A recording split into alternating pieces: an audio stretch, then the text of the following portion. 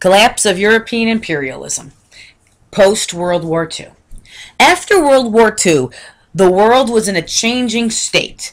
The world superpowers had changed, and many of the colonial leaders, like England and Britain and France, Great Britain, I should say, and France, and Germany, lost their colonies or could no longer take care of their colonies properly. And so it was during this time that many of the colonies around the world, throughout Africa, Southeast Asia, and India, decided to start fighting for their independence while the mother country was weak. One of those first countries was India. Through the use of passive resistance, what we know as civil disobedience, when you're not violent but you just choose to not obey the law, a leader of India called Mohandas Gandhi gained its independence from Britain in 1947.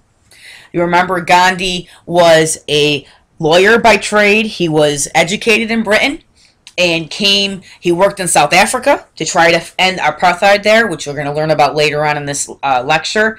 And then he went back home to India to fight to get true independence for the Indian people, get them away from Great Britain.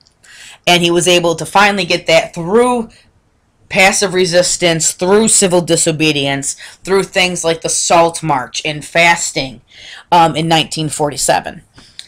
Jawaharlal Nehru became India's first prime minister, and there you can see a portrait of the both of them.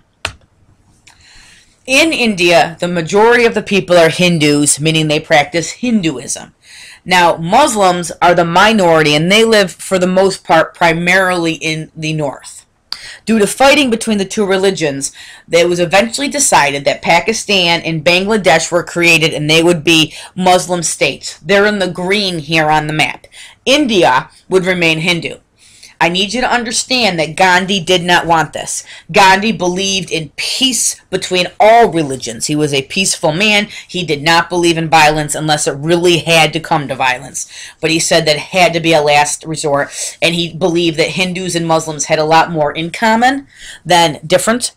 And he wanted them to learn to get along. He did not like the creation of these two new countries, Pakistan and Bangladesh. The partition or division of India unfortunately did not bring peace, as Muslims began fleeing India and going to Pakistan, and Hindus began fleeing Pakistan and moving to India. They were being killed at the border from both sides. And it was very bloody, very horrific. You can see the picture there. Those are burnt bodies that attempted to go over the border. So there was a lot of death, even though the partition and the new division, the new countries were supposed to bring peace, they actually just caused more death. Tensions between India and Pakistan are still high today, especially due to nuclear weapons. You can see in the map there's an area of northern India called Kashmir. Half of it is Muslim, half of it is Hindu. It is controlled by India. They don't want to lose it. And there's still a lot of fighting there. You don't see a lot of it on the news today, but it's still a high conflict area. Both Pakistan and India want nuclear weapons. Nobody else wants them to have those. And so there's still a lot of problems today with trying to figure out who's going to have them and who isn't going to have them. And of course, if you watch the news, you know that Pakistan and its neighbor Afghanistan have a lot of issues with terrorist groups in their countries, so that also is not helping anyone with this wanting of a nuclear weapon. The Indian government and foreign policy. India is the world's largest democratic country. Everyone votes, okay, men and women vote, and it works. They don't have nearly any of the issues voting that we do here in America. After Nehru's death, his daughter Indira Gandhi became prime minister in 1966. Now, Gandhi he was assassinated. Eventually, Indira is going to be assassinated. Unfortunately, India has a long history of assassinations. You'll notice Indira's name there is Gandhi. Gandhi is a very common last name. I went to college with a kid named Gandhi. It's almost like Smith or Jones here in the United States. So do not assume that just because somebody's name is Gandhi that they're related to Mohandas Gandhi, because 9 times out of 10 they're not going to be related. India during the 1960s remained neutral in the Cold War. They took money from the U.S. and they took money from the Soviet Union just to help build up their country, but they never actually chose a side.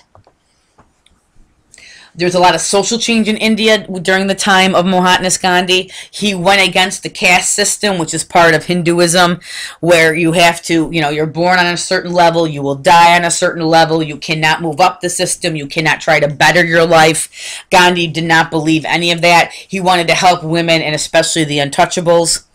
Remember, untouchables were a group that were so low on the system, they're off the pyramid here in the picture.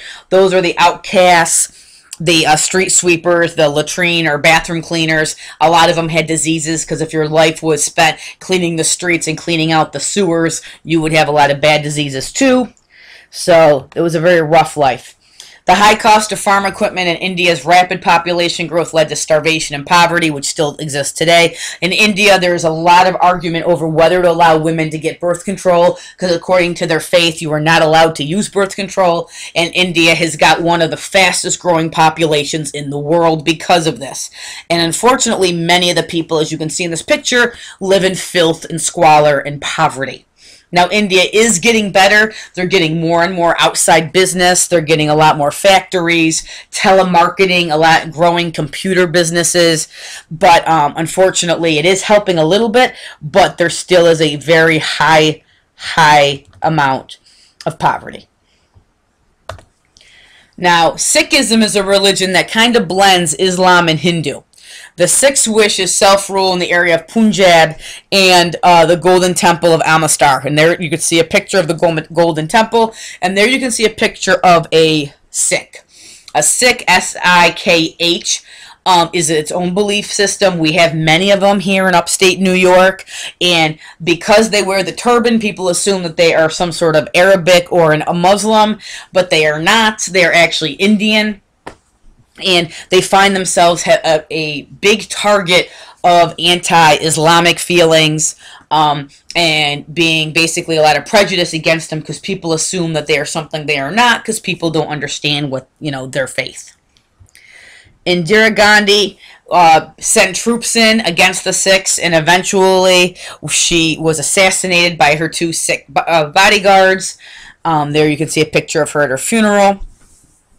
So there's a lot of violence, history of violence in India, even though they try very hard not to be violent. Unfortunately, it still comes. And Mahatma Gandhi is one of the greatest leaders for peace, for nonviolence, had a huge impact on Martin Luther King Jr., on Nelson Mandela, who we're going to talk about next, with using nonviolence to get a political party and to get the government to change what they can do. So you'll be learning more about him too as we go through.